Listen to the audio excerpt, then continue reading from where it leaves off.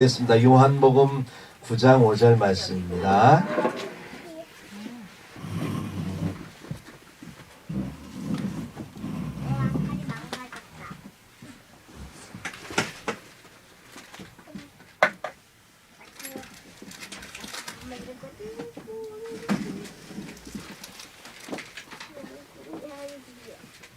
요한복음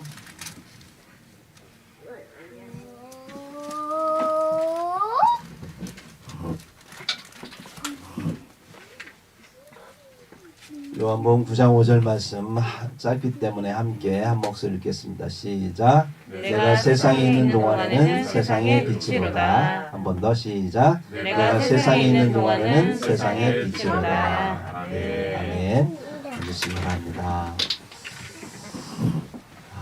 지금은 대림절 기간입니다. 대강절이라고 하는데요. 대림절은 성탄절, 예수님께서 오시기 4주 전부터 우리가 하나님 앞에 드리는 함께하는 절기입니다. 대림이라고 하는 기다릴 때 임할 임, 그래서 예수님이 임하시는 것을 기다린다. 예수님의 재림을 기다리는 절기. 또 초림 때에 크리스마스 이전에 주님의 오심을 기다리는 절기라고 했습니다. 대강절도 마찬가지로 기다릴 때 내릴 강에서 예수님의 강림하심을 기다리는 절기다. 이렇게 해서 우리가 이 절기를 주님 앞에 드리는 목적은 우리가 살다 보면 바삐 살다 보면 우리가 잊어버린 게 있어요. 그리스도인에게 가장 중요한 것은 뭐냐면 천국의 소망을 잃어버리면 안 됩니다. 예수님이 다시 오시는 소망을 잃어버리면 안 돼요. 그것이 우리에게 궁극적인 목적이에요. 하나님께서 우리를 구원하셔서 하나님 나라로 들이시고 그리스도의 나라가 되게 하는 것이 주님의 목적입니다. 그래서 우리가 그 목적에 부합해서 주님의 오심을 기다리는 거예요. 이러한 기다림의 메시아의 신앙을 회복하는 대림절에 그러한 대림의 신앙을 회복하는 절기가 대림절이다. 그래서 그동안 1년 동안 살아오면서 여러 가지 많은 말씀을 했지만 특별히 대림절 기간에는 다시 오실 예수님, 이 메시아의 말씀을 우리가 함께 4주 동안 말씀을 나누겠는데 오늘은 소망의 메시아를 가지고 함께 말씀을 나누려고 합니다. 대림신앙은 네 가지 모습의 메시아가 있어요. 소망의 메시아, 또 샬롬의 메시아, 평화의 메시아, 그리고 사랑의 메시아, 그리고 기쁨의 메시아가 있는데 오늘은 소망의 메시아를 가지고 함께 여러분하고 말씀 나누려고 합니다. 여러분, 우리가 살아가면서 먹는 것보다 중요한 게 뭘까요? 사람들은 먹는 것이 굉장히 중요하다고 생각합니다. 어떤 문제가 발생해도 경제가 좀 힘들다. 경제에 문제가 되니까 이걸 그만두자 해서 먹는 문제를 들이대면 다들 그 앞에서 이제 고개를 숙이게 됩니다. 그만큼 인간에게 먹는 문제가 더 중요한데 그보다 더 중요한 게 뭘까요? 예수님이 이 땅에 오셔서 말씀하셨습니다. 사람이 떡으로만 살 것이 아니요 하나님의 입으로 나오는 모든 말씀으로 살 것이다. 네. 먹는 것보다 중요한 게 있어요. 하나님의 말씀이에요. 네. 근데 그 말씀은 우리에게 무엇을 주냐면 희망을 줘요. 소망을 줍니다. 세상 사람들에게 중요한 것, 예수님을 알지 못하는 그들에게 중요한 것도 먹는 것을 통해서 그것보다 더 중요한 게 뭐냐면 희망이에요. 사람이 살아가면서 희망이 있으면 좀 부족해도 살아요. 그죠? 오늘 좀 덜 먹어도 살아요. 희망이 있으면. 그런 희망이 없으면 그러면 아무리 풍족해도 우리가 우울증에 걸리고 죽음에 대한 그런 본능을 느끼게 된 것이 인간입니다. 인간에게 있어서 굉장히 희망은 중요한 거예요. 내일을 기다리고 더 좋은 내일을 기다리며 기대하며 꿈을 꾸는 삶, 그게 인간이 원하는 삶입니다. 오늘보다 내일이 더 좋아야 돼. 내일보다 내일이 우리에게 더 좋아야 돼. 그런 희망을 가지고 우리는 살아가고 있습니다.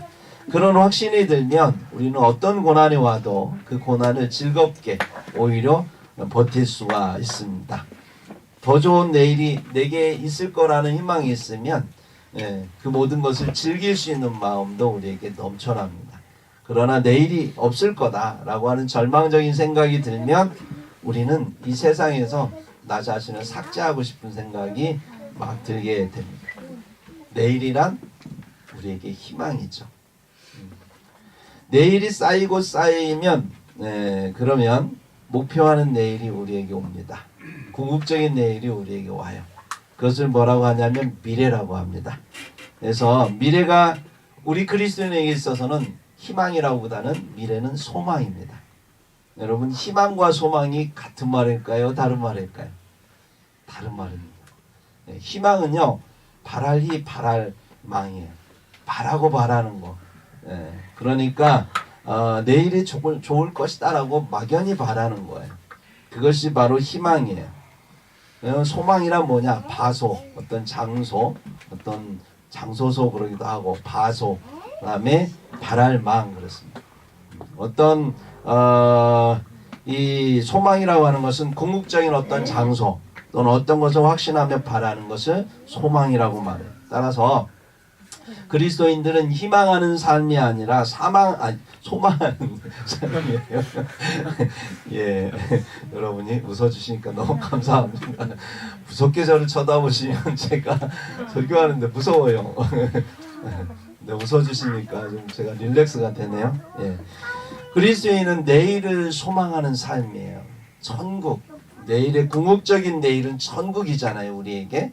그 천국을 바라는 소망의 삶을 살아가는 이들이 그리스도인이다라고 하는 것을 여러분이 잊지 마시기 바랍니다. 예. 이 소망을 갖고 오신 분이 있어요. 그분이 바로 주 예수 그리스도다라고 하는 거예요. 예. 이분이 이 땅에 오셨어요. 오셔서 공생의 첫 말씀이 뭡니까? 마태복음 3장 2절에 보니까 회개하라 천국이 가까이 왔느니라. 다른 말씀한 게 아니고 천국을 얘기했어요. 우리의 궁극적인 소망, 우리가 바라고 궁극적으로 가야 될 것, 이루어야 될 것, 세워야 될 것, 우리가 들어가야 될 것에 대해서 말씀하신 것, 그게 바로 천국이었다라고 하는 거예요. 공생의 처음의 말씀이 그렇게 됐고요. 그분은 늘 그렇게 천국에 대해서 말씀하셨어요. 그리고 천국의 삶을 우리에게 보여주셨어요.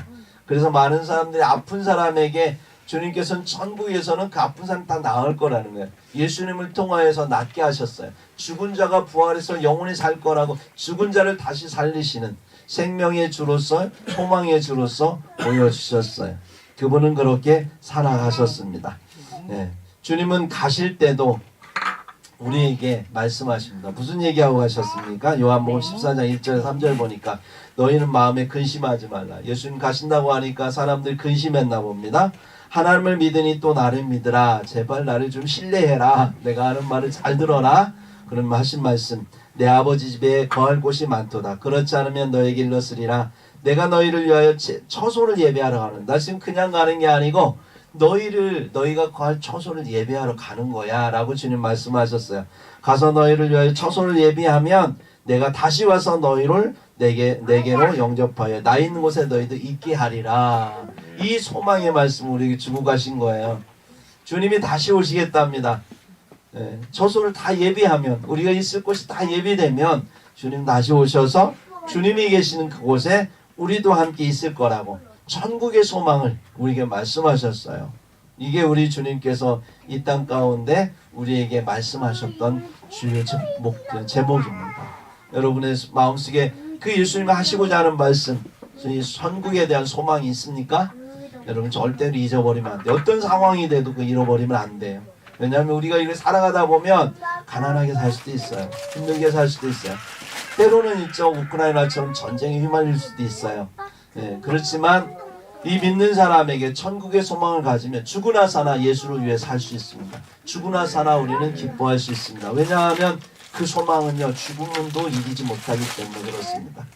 여러분 하나님 앞에서 소망을 가지시고 살아가시길 주의 이름으로 축복합니다. 이 세상에 소망이 없지요?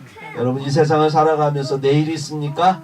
우리가 막연히 내일을 꿈꾸고 있지만 그 내일이 온다는 확신을 누가 줄 수 있어요? 정치인들이 나와서 선거 때마다 우리에게 희망을 얘기하죠. 소망이보다 희망. 내가 이렇게 하겠다. 나를 뽑아주시면 이렇게 될 것이다 라고 얘기하지만 우리는 거의 그렇게 되는 것들을 많이 보지 못했어요. 그럼에도 불구하고 또 그들을 투표에 선거 때가 되면 또 그런 말을 하죠. 우리는 안 뽑을 수 없죠.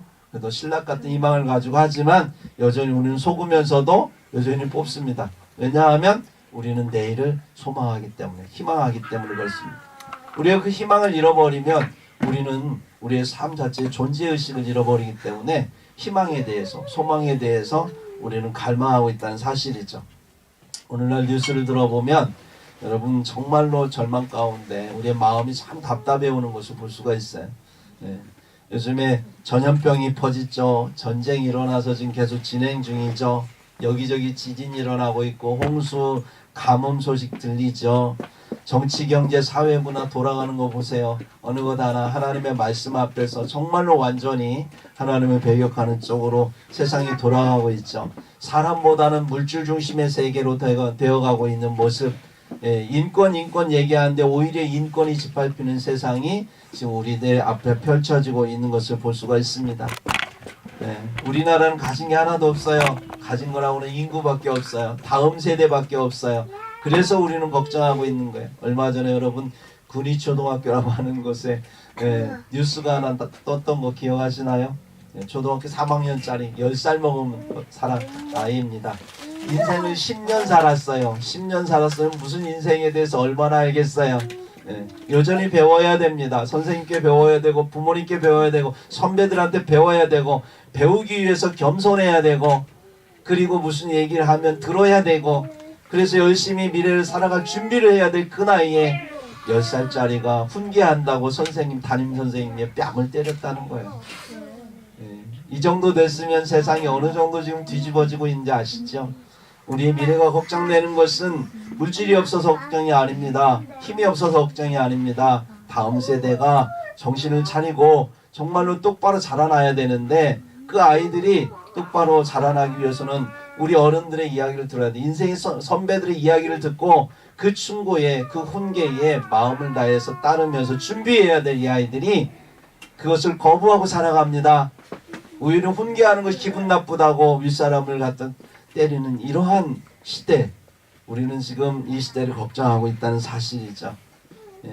우리의 희망이 줄어들고 있습니다. 그럼에도 여전히 우리가 하나님 앞에 기도해야 되고 하나님 앞에 나아가야 되는 것은 이러한 세대의 소망을 이야기할 수 있는, 희망을 이야기할 수 있는 것이 어디입니까? 교회예요. 교회는 우리 모두가 어떤 인간도 하나님을 범할 수 없어요.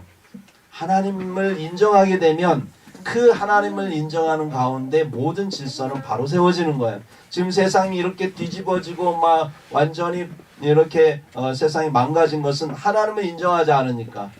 질서 중에 질서이신 하나님, 그 하나님을 인정하면 그 위계 질서가 서는 건데 그 하나님 무시하니까 세상은 인권으로 얘기하다가 모든 인권이 망가져버리는 그런 세상이 되어가 있다는 사실입니다. 우리 시대만 그런 게 아니에요. 예수님 시대에도 마찬가지였어요. 언제나 그 시대는 정말로 절망적인 시대였다는 사실입니다. 예수님이 태어날 당시의 세상은 여러분 생각해보세요. 로마의 식민지였어요. 우리도 일제 식민지를 경험해봤지만 식민지의 삶은 굉장히 힘듭니다. 여러분 거기에 비하면 우리가 사는 이 삶은 굉장히 행복한 거예요. 정말로 일제시대 때 얼마나 희망이 없으면 그리스도인들 복음을 전할 때에 예수 천당 불신 지옥 천국에나 가자 이거예요. 이 땅에 희망이 없는 거예요. 그만큼 세상이 힘들었던 시대가 예수님 당시 시대였습니다. 로마의 식민지에서 사람들은 세금을 얼마나 뜯겼는지 삶이 비참하죠. 그런 비참한 가운데 사람들은 대부분 가난했어요. 삶이 피폐했고 어떤 통제된 사회 그리고 온갖 수탈과 폭정에 시달리던 그런 사회였기 때문에 자유가 없었던 시대입니다. 이런 시대에 예수님은 오셨던 거죠. 지배계급들은 자기들의 권력을 가지고 사람들에게서 세금을 뜯어가지고 자기들이 사치하고 향락하는 데 사용하고 그리고 온갖 불법과 비리들이 난무했던 거예요. 왜냐하면 질서가 없거든요. 법과 질서가 깨졌기 때문에 지도자들이 그런 것을 지키지 않기 때문에 일반 백성들이 그걸 지킬 수가 없는 거죠. 사회는 비도덕하고 비윤리적이고 무법천지 그러한 무질서한 사회가 예수님 오실 당시에 사회였다라고 하는 것입니다. 그래서 사람들은요 공동체보다는 각자 도생하기 바빴어요. 살아나기 위해서 정말로 이곳저곳을 찾아다니면서 나를 보호할 보호자를 찾았던 거예요. 그래서 사람들의 우상 숭배가 만연했던 시대, 여호와 신앙을 갖고 있다 할지라도 하나님이 보입니까? 너무나 힘든데 하나님이 나를 버리신 것 같고 이 민족을 버리신 것 같고 하나님이 침묵하신 것 같고 하나님 안 계신 것 같고, 그러니까 신앙을 갖고 있어도 그 신앙이 형식적이 될 수밖에 없는 거예요. 율법적으로 빠지게 될 수밖에 없는 거예요.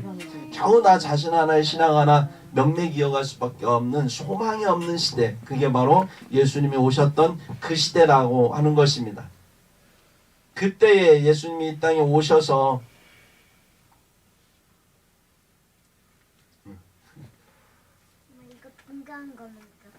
그때에 이 땅에 예수님이 오셔서 가난한 이들의 유대 사회에 주신 귀한 말씀, 누가복음 4장 18절에 이렇게 말씀합니다. 주의 성령이 내게 임하셨으니 이는 가난한 자에게 복음을 전하게 하시고, 성령께서 예수님과 함께 하실 때에 복음이 전파됩니다. 그러면서 내게 기름을 부으시고 나를 보내사 포로된 자에게 자유를 주시고 눈먼 자를 다시 보게 하시고 눌린 자를 자유롭게 하는 그런 말씀을 선포하셨다라고 하는 거예요. 약자들에게는 이것은 복음이었죠. 소망이었습니다. 빛이었습니다. 내일의 희망이었습니다. 이러한 말씀을 주셨던 거예요. 네. 여전히 그 말씀을 하시는 주님은 살아계십니다. 아멘. 2000년 전에 계신 그분은 지금도 살아계시고 지금도 하나님의 영으로 우리와 함께 역사하고 계세요. 그래서 우리에게도 소망을 주세요. 여러분, 어려움 당하는 이들에게 주님 말씀하십니다. 요한복음 16장 24절에 보니까 지금까지 너희가 내 이름으로 아무것도 구하지 아니하였으나 구하라 그리하면 받으리니 너희 기쁨이 충만하리라 말씀하세요. 어떤 문제가 있든 주님 앞에 소망을 품고 구하라고 말씀하십니다. 주님의 이름으로 구하면 주님께서 우리에게 소망이 되시겠다는 거예요. 그대로 해주시겠다는 거예요. 이게 주님의 말씀이 곧 우리에게 소망 아닙니까? 예수 믿는 자들에게는 여전히 소망이 있는 이유는 이 땅이 이렇게 어둡고 이렇게 세상이 정말 어수선하고 무섭고 두려운 시대가 가도 여전히 우리에게 소망이 있는 이유는 주님은 오늘도 말씀하고 계시고 주님은 우리 편이셔서 우리의 기도를 들으시고 우리와 함께 하셔서 우리와 동행하심으로 우리를 이끌어주시고 우리를 보호하신다는 하는 사실입니다. 이것을 믿을 때 우리의 삶은 여전히 행복할 수 있고 여전히 기뻐할 수 있고 여전히 감사할 수 있고 여전히 내일을 꿈꿀 수 있다라고 하는 거예요.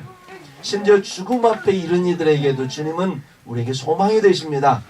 요한복음 11장 25절 26절 예수께서 이르시되 나는 부활이요 생명이니 나를 믿는 자는 죽어도 살겠고 무릇 살아서 나를 믿는 자는 영원히 죽지 아니하리라 주님 말씀하셨습니다. 이보다 더 큰 소망이 어디 있습니까?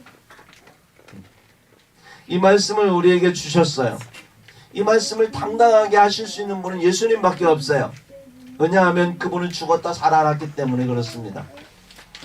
그래서 그분은 죄가 없으신 그분이 우리를 위해서 죽었다 살아났기 때문에 그분이 하시는 말씀은 우리에게 진리가 되는 거고 그분이 하신 말씀은 그대로 이루어져야 되는 거고, 그래서 그분의 말씀을 우리가 믿는다면 그 말씀은 우리에게 소망이 될 수 있다고 하는 거예요. 여러분, 세상은 끝이 있습니다. 여러분 믿으십니까? 엄마 나도 붙이고 싶어. 태초에 하나님의 천지를 창조하시니라. 태초라고 하는 말이 나왔을 땐 끝이 있다는 말과 처음은 같이 공존하는 겁니다. 그렇기 때문에 주님께서는 이 말씀을 시작하시면서 벌써 끝을 예고하셨던 거고, 마라나타 주 예수여 어서 오시옵소서 이렇게 말씀할 때 주님이 오심으로 이 세상에 끝이 있다라고 성경은 분명히 말씀하고 있어요. 네. 마태복음 24장 14절에 분명히 말씀합니다. 이 천국 복음이 그냥 복음이 아니고 이 세상의 축복이 아니라 천국 복음이 모든 민족에게 증언되기 위하여 온 세상에 전파되리니 그제야 끝이 오리라. 천국 복음이 온 세상에 전파되면 끝이 온다. 이렇게 말씀하고 있습니다.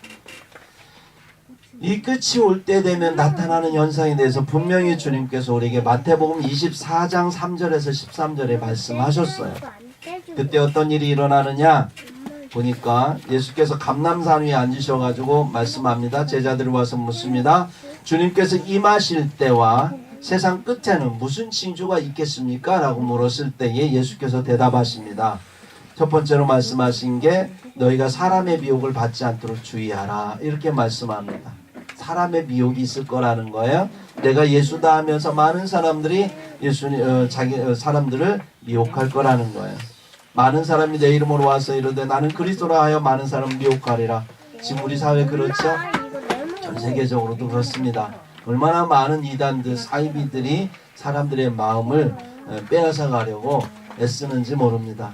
또 난리와 난리, 소문을 듣겠으나 너희는 삼가 두려워하지 말라. 이런 일이 있어야지. 아직 끝은 아니지만 마지막 때에 가면 난리와 난리 소문을 들을 거다라고 하는데, 여러분 가끔가다 뉴스에 들으면 얼마나 많은 그러한 소문들이 들려요. 난리들이죠.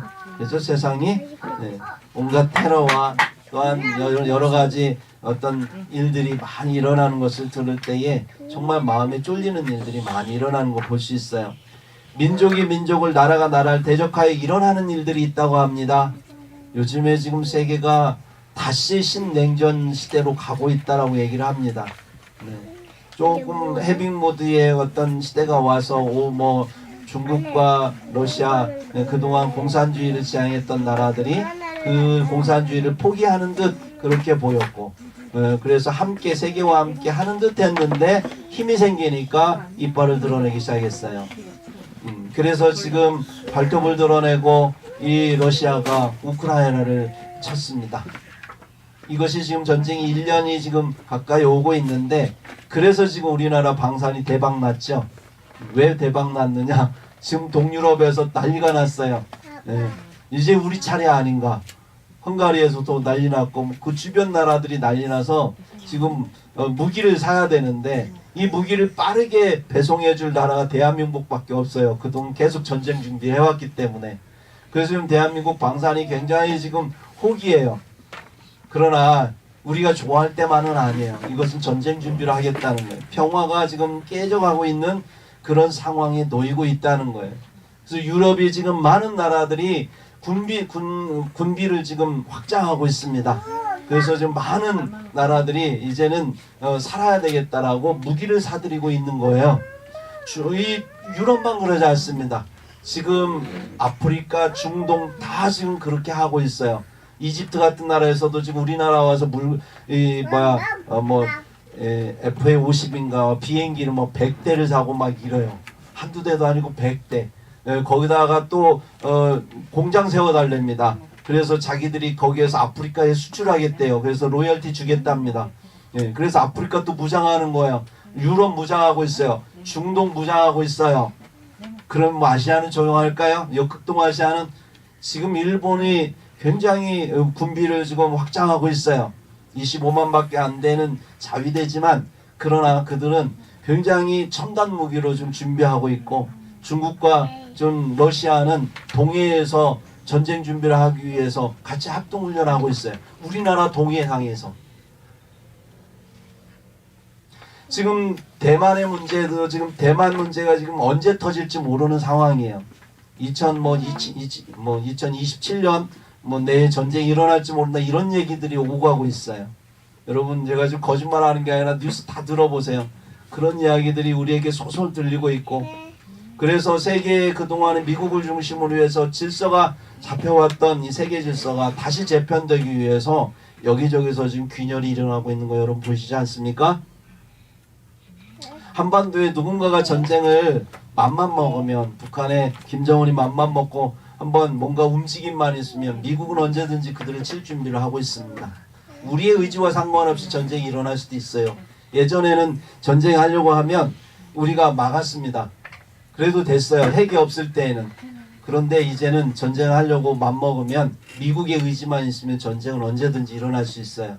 왜냐하면 자국을 지키기 위해서 미국도 가만히 있을 수가 없거든요. 미국이 전쟁을 시작하면 중국은 자동 개입하게 되어 있습니다. 그러면 일본도 자동 개입하면 어디에서 싸울까요? 한반도에서 싸우는 거예요. 한반도의 지정학적 위치가 그래, 어쩔 수 없습니다. 우리가 바라볼 곳은 하나님밖에 없는 거예요. 그래서 여러분, 기도할 때요, 잠자고 놀러 갈 때가 아니란 말이에요. 우리가 정말로 우리의 먼 미래를 생각한다고요. 전쟁이 일어난 미래가 없어요. 여러분, 그냥 다 파괴되는 거예요. 러시아 보면서 우리 보고 있잖아요. 그 수많은 세대에 지금 얼마나 많은 사람들이 죽었는지 몰라요. 집계적으로 볼 때 러시아 군인만 10만이 넘게 죽었어요. 죽은 사람만. 다친 사람 포함하면 40만 50만이 될 거예요. 거기다 이산 가족, 거기에다가 뭐 가족 파괴된 가족들 뭐 해보면 엄청나죠. 러시아만 그런 게 아니라 우크라이나도 마찬가지고. 여러분, 이러한 전쟁이 한 번 더 일어나면 여기는 더 심할 수 있다는 사실 여러분 기억하셔야 돼요.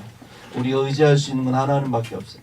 여러분, 제가 여러분에게 없는 이야기를 지어내서 위협하기 위해서 하는 얘기가 아니라 지금 한국교회가 기도할 수 있는 사람은 한국교회밖에 없어요. 누가 이 나라를 위해서 기도합니까? 누가 내일의 희망을 위해서, 소망이 있게 위해서 이 땅을 하나님 보호해달라고 기도할 수 있는 건 우리들밖에 없는 거예요. 여러분, 우리가 깨어 있어야 됩니다. 우리가 바라보면서 시대를 가는 걱정할 때가 아니라 하나님 앞에 기도하고 하나님의 교회가 이 땅을 다시 한번 소망을 이야기할 때고, 하나님이 보호하시면 하나님 나라의 일이 이 땅에 이루어지는 거예요. 기도원의 300명 용사가 14만 명을 이길 수 있었던 것은 하나님이 함께 하실 때 가능했던 것입니다. 절대 불가능한 일을 하나님은 하신다라고 성경은 우리에게 말씀하고 있는 거예요. 그러므로 우리가 이때에 하나님 앞에서 이 시대를 바라보면서 하나님, 우리를 도와달라고 주님 앞에 기도해야 될 것입니다. 성경은 우리에게 말씀합니다. 곳곳에 기근과 지진이 있으리니 이 모든 것은 재난의 시작이다. 드디어 우리에게 재난의 어떤 전에는 뭐 어떤 곳에 국지적인 어떤 부분에서 끝났지만 이제 그 모든 일들이 일어나면 이러한 세상에 전파되면 모든 재난이 함께 전 지구적으로 일어날 수 있는 것을 우리는 보게 됩니다. 이 시대가 되면 모든 민족에게 예수 믿는 사람들이 미움을 받을 거라고 주님 말씀합니다. 그때에 많은 사람이 실족하게 되어 서로 잡아주고 서로 미워할 것이며 거짓 선지자가 많이 일어나서 많은 사람들이 미혹할 것이며 불법이 성하여서 많은 사람의 사랑이 식어지리라 주님께서 말씀하고 있는 거예요. 우리가 지금 살아가는 이 시대입니다. 근데 예수님께 마지막 이런 말씀하셨어요. 마태복음 24장 13절에 그러나, 이렇게 막 우리에게 말씀하시고, 그러나 끝까지 견디는 자는 구원을 받으리라. 여전히 주님께서 우리에게 소망이 되신다라고 하는 거예요. 그러나 그렇게 많은 세상에 문제들이 있지만, 그런 일이 일어날 거지만, 그러나 주님께서 끝까지 주님을 믿고 소망의 주를 믿고 버티고 인내한다면 주님께서는 구원을 해주시리라고 말씀하셨다라고 하는 것입니다. 여러분, 세상만 바라보면 절망밖에 할 수 없습니다. 우리가 이 세상을 바라보면 이 세상은 이미 하나님께서 말씀하신 대로 갈 수밖에 없는 거예요. 아무리 곰곰이 생각해도 다른 길이 없어요. 왜냐하면 인간은 그렇게 생각하는 사고 구조의 길이 그대로 가 있기 때문에 그래요. 그래서 우리가 하나님 나라의 소망을 갖고 있어야 됩니다.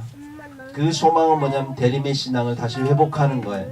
예수님의 오실 그날을 기대하는 신앙을 우리가 하나님 앞에 갖는 겁니다. 여전히 하나님 앞에 소망을 두고 빛이신 주님 앞에 나아가는 것입니다. 그리고 주님께서 말씀하심을 들어야 되는 시기입니다. 성탄절은 소망의 메시아를 기다리는 그러한 절기입니다. 우리가 이 시대에 정말 하나님 앞에서 다시 오실 그 주님을 기다리며 또 우리를 주님의 그 처소로 옮기실 그날을 우리가 기다리며 오늘을 살아가야 될 것입니다. 우리 하나님께서 우리에게 말씀하시는 것, 이 세상이 아무리 어수선하고 불안해도 주님이 다시 오실 것을 소망하고 하나님 앞에 그 소망을 잃지 않기를 주께서 말씀하십니다. 두려워라고 우리에게 주신 말씀이 아닙니다. 어차피 세상은 그렇게 갈 수 있지만 하나님은 우리를 이끄실 거라는 거예요. 아무리 세상이 어려워도 어두워도 소망의 사람은 있습니다. 마지막으로 여러분에게 누가복음 2장 25절에 나오는 시므온 얘기를 들려드리고 말씀을 마무리할까 합니다. 이 예수님이 오실 당시에 시므온이라는 사람이 있었습니다. 그 사람은 성전에 늘 거하는 사람이었습니다. 굉장히 나이가 많이 먹은 사람이었지만 그 아까 말씀드린 대로 예수님의 오실 그 당시에 그 로마의 식민지에 있던 그 시대에 희망도 없는 소망도 없는 그 시대에 이 시므온은 하나님 앞에 기도하는 자였고 그는 하나님 앞에서 늘 모실 예수님을 기다렸던 대림했던 그 사람이었습니다.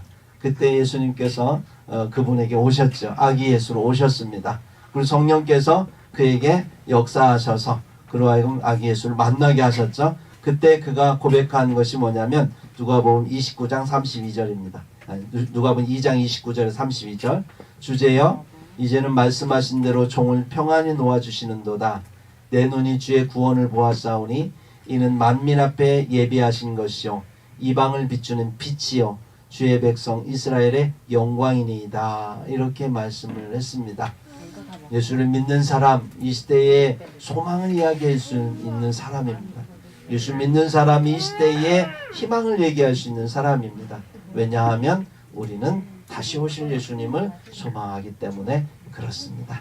여러분 같이 기도하면서 주님의 오심을 기대하는 저와 여러분이 되기를 예수님의 이름으로 축복합니다. 아멘. 기도하겠습니다. 거룩하시고 전능하신 아버지 하나님, 우리에게 소망을 주시는 주님 감사합니다. 여전히 세상은 어둠 가운데 놓이고 있습니다. 아버지 하나님, 새벽이 밝아올수록 빛이 더 어두운 것처럼 이 세상은 지금 어둠으로 짙어져 가고 있습니다. 그러나 하나님 앞에 소망을 두게 하시고 천국에 소망을 두게 하시고 다시 오시는 예수님을 기대하며 바랄 수 있는 대림의 소망을 갖게 하신 하나님께 진심으로 감사드립니다. 주님, 세상을 바라보다가 절망하는 우리가 되지 않기를 원합니다. 어떤 상황에서도 주님을 바라보게 하옵소서. 그리함으로 주님께서 주실 구원의 소망을 끝까지 붙들고 하나님 앞에 승리하게 하옵소서. 세상은 언젠가 끝이 날 것입니다. 그러나 우리에게 주님은 영원을 약속하셨고 영생을 약속하셨습니다. 우리로 하여금 주님께서 그 삶을 통하여서 영원한 세상 가운데 우리를 들으시기 위해 이 땅에서 예수님을 알게 하시고 말씀을 알게 하시고 우리를 이끄신 줄 믿습니다. 주님을 바라보면서 주님을 소망하면서 끝까지 믿음으로 승리하는 우리 행복한 이번교회 모든 성도들 되게 하시고 이 한국교회가 될 수 있도록 축복하여 주시옵소서. 모든 영광 주께 올려드리며 우리 주 예수 그리스도의 이름으로 기도하옵나이다. 아멘.